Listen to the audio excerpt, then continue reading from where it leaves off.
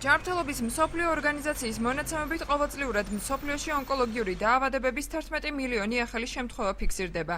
აჭარის ავტონომიურ რესპუბლიკაში სხვა რეგიონების მსგავსად რეგისტრირებულია კიბოთი ავადობის მატება. აჭარაში 2012 წლის მონაცემებით სიმსივნური დაავადებებით ავადობის სტრუქტურაში პირველი ადგილი მამაკაცებში ფილტვის კიბოს, მანდილოსნებში კი სარძევე ჯირკვლის კიბოს უკავია. ექიმები დაავადების გამომწვევ მიზეზებს შორის თამბაქოს მოხმარებას, არასწორ კვებას, ალკოჰოლის მიღებას და გენეტიკურ ფაქტორებს ასახელებენ. კომპლექსური ფაქტორების საფუძველზე ვითარდება სიმსივნური დაავადება. გარე ფაქტორები ეს არის თამბაქოს წევა, ეს არის დაბინძურებული ჰაერი, არასწორი კვება, სტრესები, შინაგანი ფაქტორები ეს არის გორმონალური და დიდი მნიშვნელობა გენეტიკური ფაქტორები, ეს მიდრეკილება თუ მეორე სიმსივნის განვითარებას. ექიმი ონკოლოგის მემედ ჯინჭარაძის განცხადებით ყოველწლიურად აჭარაში კიბოთი 700-მდე ადამიანი ავადდება. მედიკოსთა განცხადებით ჯანსაღი ცხოვრების წესის შენარჩუნებით, სამედიცინო დაწესებულებებში დროულად მიმართვიანობისა და სკრინინგ პროგრამების გამოყენების შემთხვევაში დაავადების შეჩერება შესაძლებელია. ყოველწლიურად აჭარაში კიბოთი ავადდება 700 ადამიანი.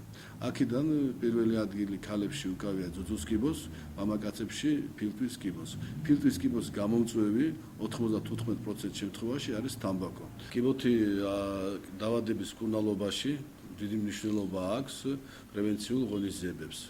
ეს ნიშნავს იმას, რომ მოხერხდეს პაციენტის კიბოს დიაგნოზის ადრეული ფორმების დადგენა და ამასთან ერთად კიბოსწინარე დაავადებების გამოვლინება.